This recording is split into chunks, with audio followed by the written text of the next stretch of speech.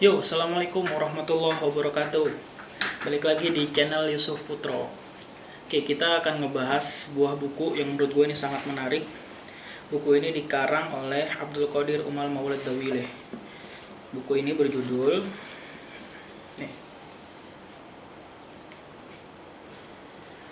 17 Habaib Berpengaruh di Indonesia.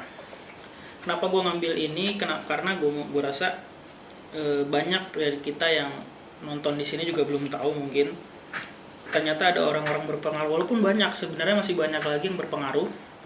Cuma di sini gue ngambil buku aja, gue ngambil buku biar enak. Tapi nanti kedepannya nggak menutup kemungkinan gue akan ngebahas beberapa aulia-aulia solihin buat pelajaran kita juga gitu. Nanti mungkin kalau ada yang mau sharing-sharing silakan di komen. Oke, langsung aja dari buku ini. Yang pertama kita ngebahas tentang Al-Habib Husain bin Abu Bakar Al-Idrus, atau dikenal dengan Habib Keramat Luar Batang. Ya, Al-Habib Husain bin Abu Bakar Al-Idrus Luar Batang. Gue akan bacain dulu nih nasabnya. Nasab beliau adalah Al-Habib Husain bin Abu Bakar bin Abdullah bin Husain bin Ali bin Muhammad bin Ahmad bin Husain bin Abdullah bin Abu Bakar bin Abdurrahman As-Sagaf bin Muhammad Maulad Dawileh bin Ali bin Alwi Guyur bin Muhammad Al-Faqih Al-Muqaddam bin Ali bin Muhammad Sahib Mirbot bin Ali Khala Qasam bin Alwi bin Muhammad bin Alwi bin Ubaidillah bin Ahmad Al-Muhajir bin Isa bin Muhammad An-Naqib bin Ali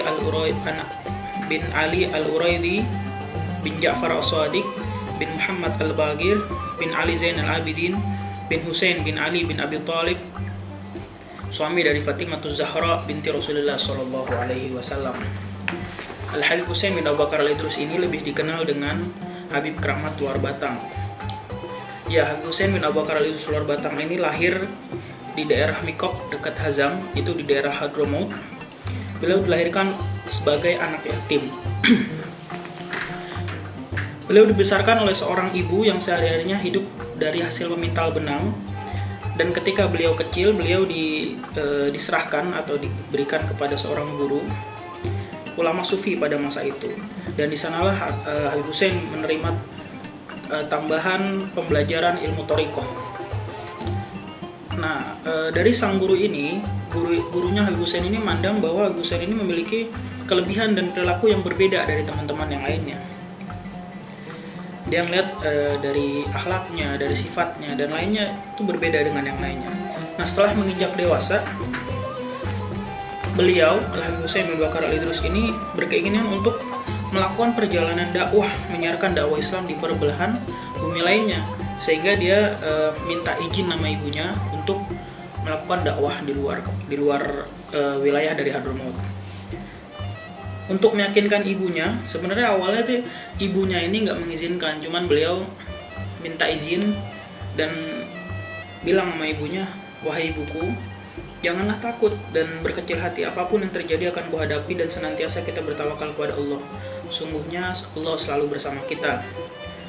Omongan dari sini makanya ibunya mulai mengizinkan. Kemudian Al-Habib Husain bin Abu Bakar Al-Idrus ini bergegas menghampiri kafilah yang berada di pasar. Kafilah tuh sekumpulan orang yang biasanya bergerombol, nanti dia berjalan-jalan kemana gitu. Setelah menemui kepala kafilahnya, beliau minta izin.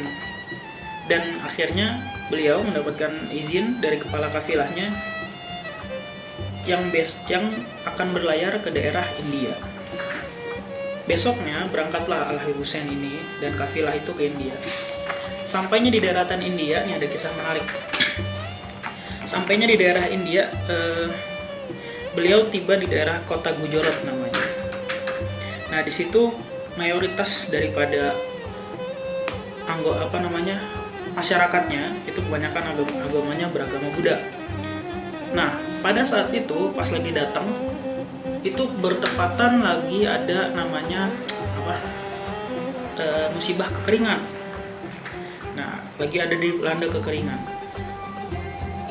Dan tiba-tiba tersirat kabar, itu langsung menyebar kabar bahwa ada keturunan dari Rasulullah yang dimaksud Habib Husain itu datang dari negeri Hadramaut. Dicarilah sama warga situ, dicari sama warga Gujarat, dan ketemulah Al-Habib Husain ini. Habib Hussein ini disambut dengan luar biasa oleh warga-warga Gujarat karena beranggapan ini orang yang keturunan daripada Rasulullah. Walaupun dia banyakan beragama Buddha, tapi warga situ menganggap bahwa beliau adalah turunan yang mulia gitu. Bahkan sampai ada yang nganggap warga sono tuh bilang, wah ini titisan dewa nih, ya karena mereka orang Buddha menganggapnya masih beranggapan dengan dewa. Makanya orang menganggap wah ini titisan dewa nih. Akhirnya warga situ minta tolong sama Habib Hussein Al-Idrus. Nah, Habib Hussein ini langsung ngajak penduduknya membangun sebuah sumur. Digali lah itu rame-rame. Udah digali nih sumur, Habib Hussein langsung angkat tangannya, dia minta sama Allah untuk diturunin hujan. Seenggaknya minimal jangan sampai ini daerah kekeringan lagi gitu. Atas izin Allah, Allah turunin tuh hujan di daerah situ. Masya Allah. Diturunin hujan atas izin Allah lah gitu. Orang-orang pada nggak percaya. Tapi inilah kemuliaan dari Allah Subhanahu Wa Taala yang diberikan kepada Habib Hussein. Turun dengan deras-derasnya. Sampai akhirnya negeri yang tadinya itu kering, lama, kerontang, berkat turunnya hujan itu jadi negeri yang subur, jadi negeri yang makmur.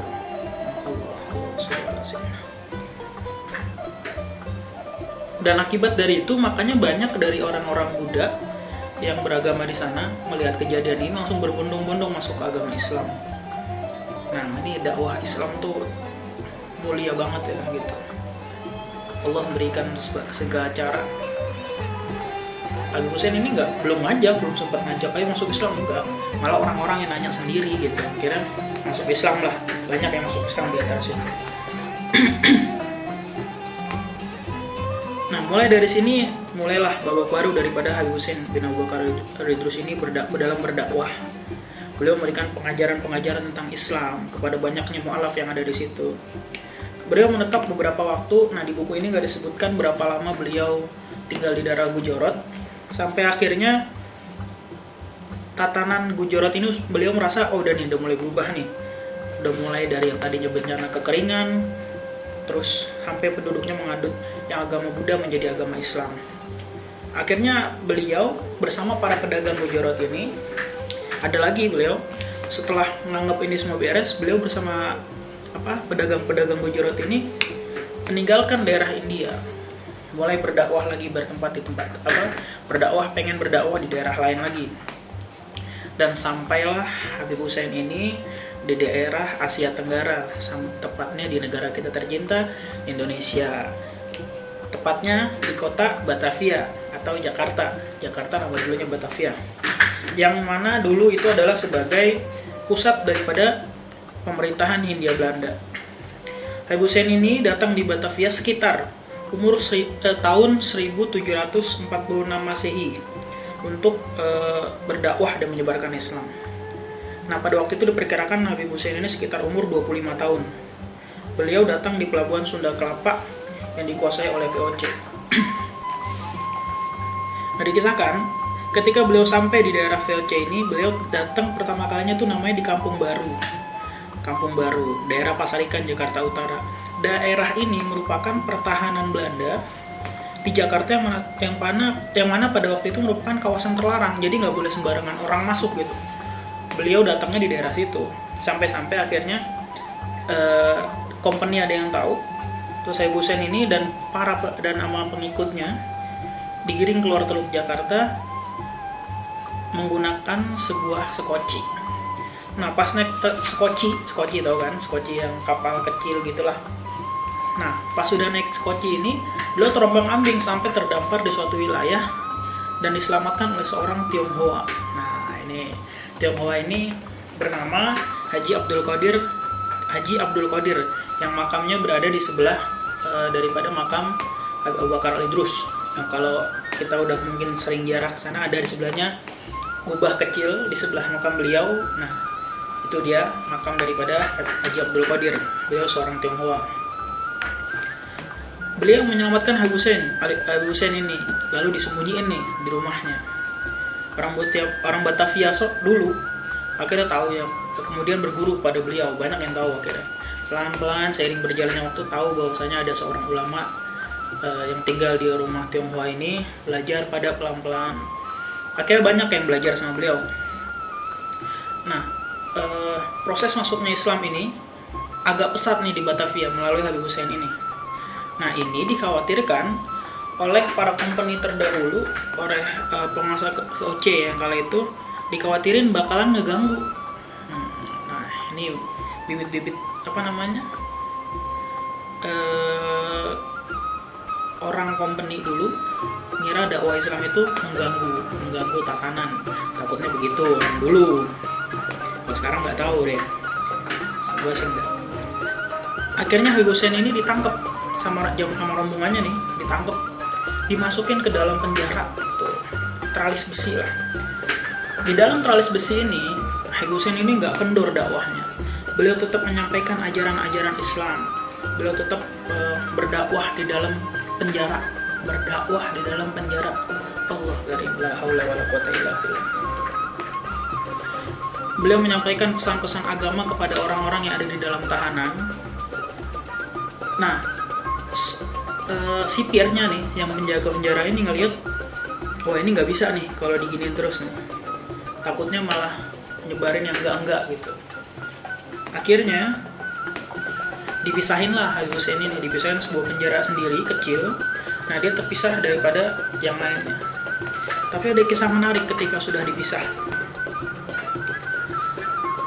Ketika dipisahin ini, sipir ngelihat di suatu penjara, di suatu tempat, maksudnya suatu ruangan, Habib Hussein ini lagi mimpin sholat daripada orang-orang, lagi mimpin sholat.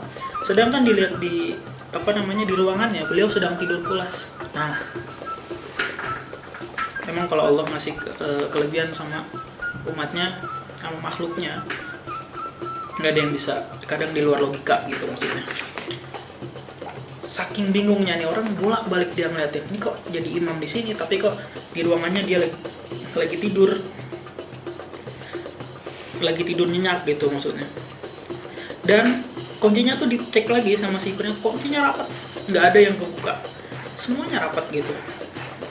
Kejadian ini tuh akhirnya berkembang buah bibir di orang-orang VOC, di orang-orang Belanda. Ini jadi omongan, wah ini Habib Hussein begini, beliau punya kelebihan gini. Dan akhirnya pemerintah VOC ini minta maaf sama Habib Hussein dan diberikan sebidang tanah, yang kemudian sebidang tanah itu dijadikan rumah sama Habib Hussein dan sebagian dijadikan surau, tempat masjidnya, tempat ibadahnya, tempat syiarnya. Nah, sampai sekarang yang sekarang dijadiin makamnya itu namanya, dia yang terkenalnya Masjid Keramat Luar Batang. Oke. Pada akhirnya Habib Hussein bin Abu Bakar Al-Idrus ini wafat pada tanggal 17 Ramadan 1169 Hijriah. Itu bertepatan dengan 24 Juni 1756 Masehi. Dalam sekitaran usia 30 sampai 40 tahun, belum ada kepastian ya, maksudnya sekitaran 30 sampai 40 tahun. Nah, di situ seperti biasa orang-orang company nganggap bahwasanya kalau ada orang asing yang meninggal di makamannya itu di daerah Tanah Abang. Gue nggak tahu daerah mana, cuman pasti daerah Tanah Abang, Jakarta. Akhirnya Hussein ini ditaruh di Kurung Batang. Kurung Batang ini dari tempatnya dibawa ke daerah luar Batang, di daerah Tanah Abang. Tapi sesampainya di sana, nah ini menarik nih. Sesampainya di sana, ketika dibuka tuh Kurung Batangnya, nggak ada. Jenazahnya nggak ada. Jenazahnya tuh hilang. Dilihat lagi ternyata balik lagi ke rumahnya yang berada di luar Batang. Yang balik lagi ke tempat kediamannya di rumahnya gitu. Sampai beberapa kali dicoba, diangkat lagi ke Tanah Abang, melalui Kurung Batang, balik lagi ke rumahnya. Sampai ada tokoh waktu itu bilang ini sebuah isyarat bahwasanya Habib Hussein maunya dimakamin di sini gitu. Beliau nggak mau dimakamin tempat lain. Akhirnya dimakamin lah di situ. Karena tadi yang kata diangkat pakai Kurung Batang terus keluar balik lagi ke rumahnya, nah maka dari situlah dikasih nama Kampung Baru Luar Batang atau lebih dikenal dengan Kampung Keramat Luar Batang. Kini makamnya berada di komplek Keramat Luar Batang itu menjadi magnet yang luar biasa bagi para peziarah. Setiap harinya tuh ratusan, bahkan dari segala penjuru. Sementara apalagi kalau acara maulid, kalau acara haul, masya Allah, ana udah datang berapa kali. Wah, rame dari ujung pertama kali masuk, bahkan sampai luar-luar pinggir jalan itu parkiran udah penuh. Bis-bis dari luar kota itu datang semua. La haula wala quwata illa billah. Allahumma shalli ala sayyidina Muhammad wa alihi wasallam. Sepeninggalan beliau, nah barulah diterusin oleh para penerus-penerusnya. Habib Hussein ini, menurut buku ini, Habib Hussein ini merupakan pelopor dakwah daripada Alawiyin di Jakarta. Sepeninggalan beliau, dakwahnya dilanjutkan oleh Al-Habib Utsman bin Abdullah bin Yahya, Mufti Betawi pada akhir abad 19, Al-Habib Abdullah bin Musin Al-Attas Empang Bogor, Habib Ali bin Abdurrahman Al-Siwitang, dan lain sebagainya. Diterusin dakwahnya hingga saat ini. Oke, itu aja kisah daripada Al-Habib Hussein bin Abu Bakar Luar Batang. Next, nanti kita akan ngebahas yang kedua, siapa? Nanti kita lihat di next episode. Semoga info ini bermanfaat. Jangan lupa di like, comment, subscribe, komen. Ya, kalau memang pengen kita sharing-sharing, komen, mungkin ada kisah, nanti kita akan kisah-kisahkan lagi. Oke, itu aja dari saya. Assalamualaikum warahmatullahi wabarakatuh.